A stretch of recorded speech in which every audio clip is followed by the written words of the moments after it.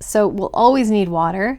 Gouache is a wet medium, and we'll need some brushes. For this demo, we need some watercolor brushes. So that one there is a nice synthetic sable watercolor brush. The smaller brush that I have here, which I'll be using more of, is a Kolinsky sable brush, Winsor Newton. It's really fancy.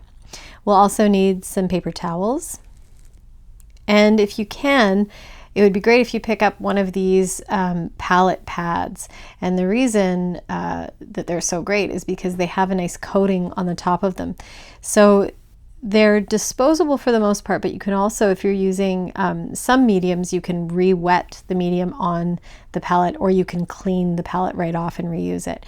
But the reason I'm using it for this demo, and for all my demos really, is because you can write on the pad. So I've got a Sharpie here so I can label my colors. So you should have a Sharpie as well. And of course we need gouache for our gouache course. And so for the entire course, we're only going to use 7 colors. Now I've got 5 colors here in my primary color mixing set by Holbein, which is a great brand. And these are acrylic gouache colors. So that means they can't be re-wet. They can't be reactivated. Once they dry, that's it. So we've got our magenta, our cyan, yellow, white, and black, but we also need an ultramarine and a pure red. Now the reason for this is you can see the difference. The ultramarine is a warm blue, whereas the cyan is a cool blue.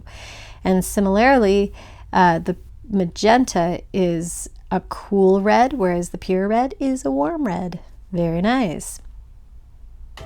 So we're starting things off with some color theory, and we're going to start right at the beginning, cover some things that you've probably gone over a few times in your life already, but we're going to start with the primary colors.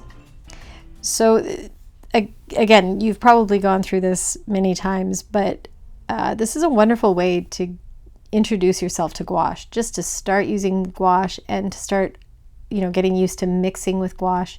And so we're going to start with our red, yellow, and cyan, and I'm just spacing them in this sort of triangular formation so I can fill out the rest of the colors. We're going to make a whole color wheel here.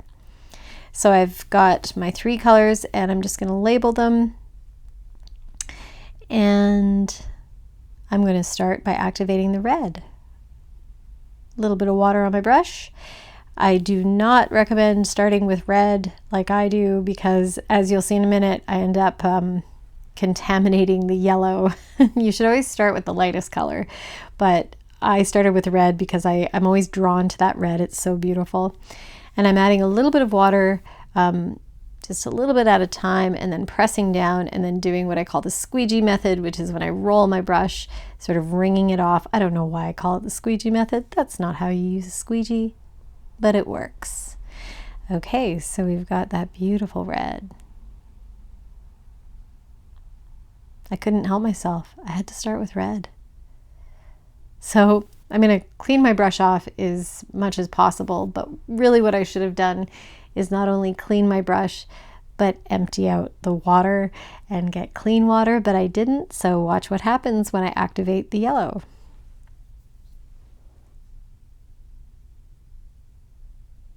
And there's the red. It came back to haunt me. But that's okay, because I'm actually going to make orange next. So it all worked out in the end. But scraping up some of my yellow there, and just in between the two, giving myself a bit of space so that I can do the tertiary colors in a moment. I'm now starting with the secondary colors. So we've got our primary red, yellow, and blue, cyan, and now we're doing our secondary colors. So this is a great tip to remember, and many of you I'm sure already know this if you've worked with paint. It's always best to mix the dark color into the light colors. So if I had started with red and started putting yellow into the red, it would have taken me, a lot more yellow paint to change that red. Whereas look at that, I only needed a tiny little speck of the red to drastically change the yellow. So mixing lighter into dark colors, not a good idea, because you'll end up wasting a lot of paint. So here we have our true orange. So that's the first of the secondary colors. So next up is green. So again, taking my lighter color there And then we're going to put in a little tiny kiss of the cyan. And we've got our true green. It could have a tiny bit more cyan to make a true green, but we won't be too picky. And moving on to purple. Now if I use cyan and red together, I'll get a really muddy kind of purple. So I want to use a warm blue. So I'm using the ultramarine there, and then I'm going to mix that with the magenta. So I could mix the ultramarine with the red, but it wouldn't give me the same kind of true purple as you're about to see. So here we go, starting with the magenta, activating it with a bit of water, and then cleaning my brush, and then bringing in that ultramarine. And there we have a lovely purple, sort of a grape purple. And now it's more of like a Barney purple. Or wait, no, Grimace. That's that's from my era, Grimace. So now we've got our secondary. All right, so moving on to our last colors here for our color wheel, we'll be making our tertiary colors, which fill things out here.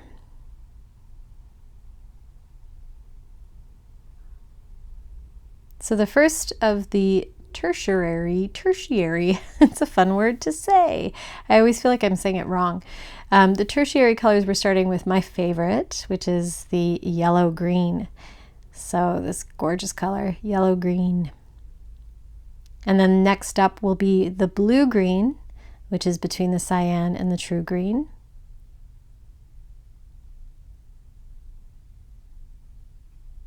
And I did a no-no there. Did you catch that? I started with a darker color. We'll pretend that I didn't do that.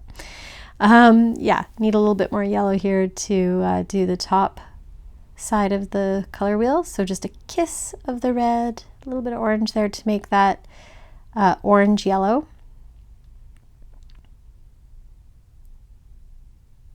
And then we're going to make the red orange. So using a little bit of my orange there, a little bit of red, and there we have it.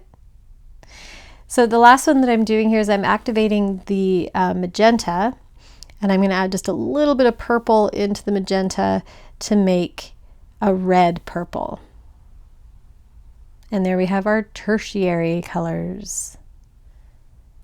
And labeling these. So this color wheel, it's just great practice. You know, again, getting yourself sort of introduced to gouache. And then labeling all of these colors is great because then you can refer to them throughout the course. And I'm running out of room. And it'll be really helpful for when you're doing the harmonic color schemes, which is coming up next. So there's our color wheel. Yay. Okay. So now we are working on our color theory. And we're going to start off here with 3 terms that I'm sure everyone's heard before, especially if you use, you know, Adobe Photoshop or Illustrator. You've heard hue, saturation, and value. But what do these terms mean? Well, hue is probably the easiest one because it just means the color.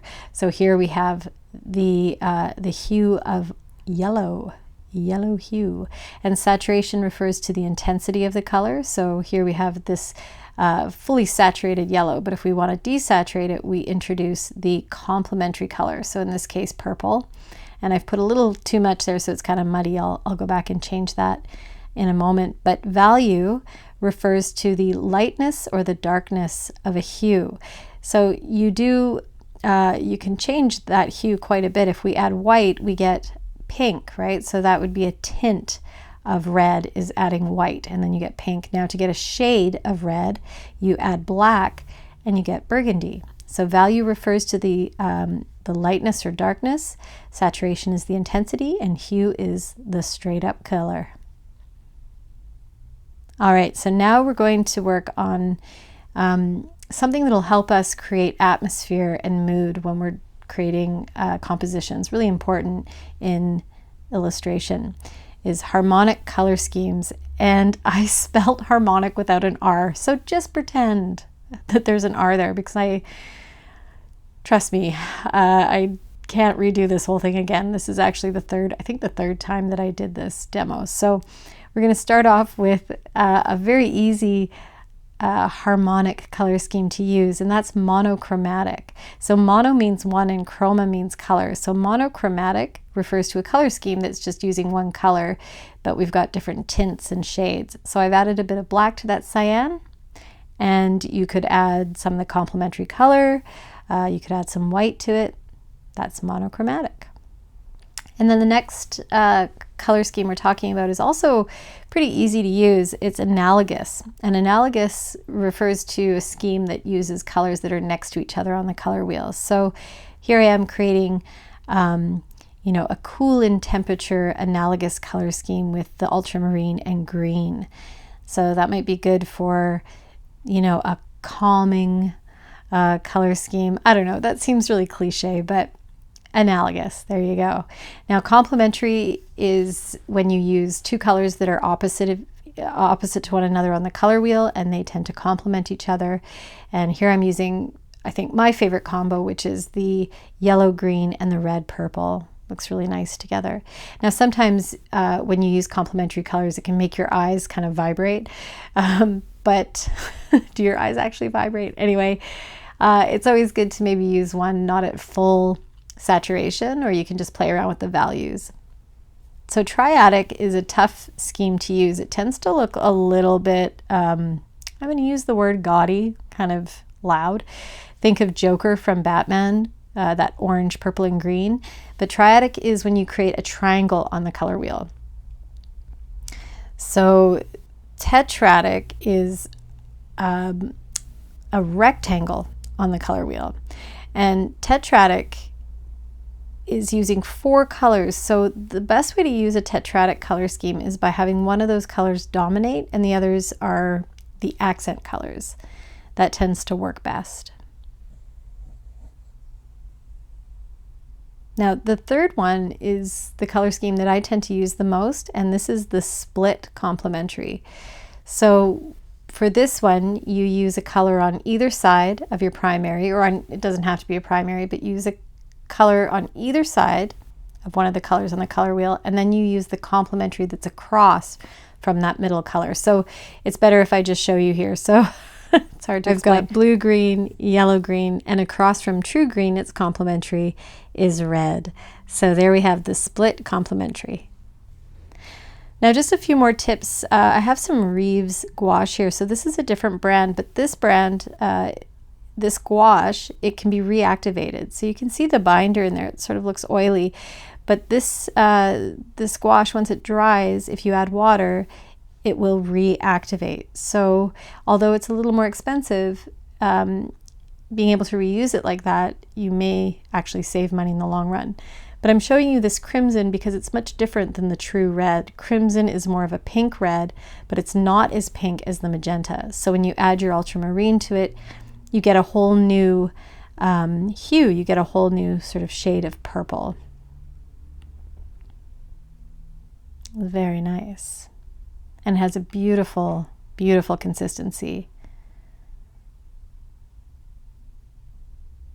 Now, the last tip that I'm going to share with you is how to save your paint, because you can't reactivate the Holbein gouache, and it is expensive. I mean, all art materials seem to be expensive. But what you do is you take your paintbrush. I'm going to take my little paintbrush here. I'm going to scoop up the magenta that I didn't use. And then this tip, it's not really rocket science here. I think it's pretty obvious, but you just very delicately shove it back in the tube. There it goes. Okay, and so now have some fun experimenting. Don't forget to label your colors, what colors you've used to mix together to make other colors. Have some fun, and I'll see you at the next lesson when we'll be making swatches with our gouache.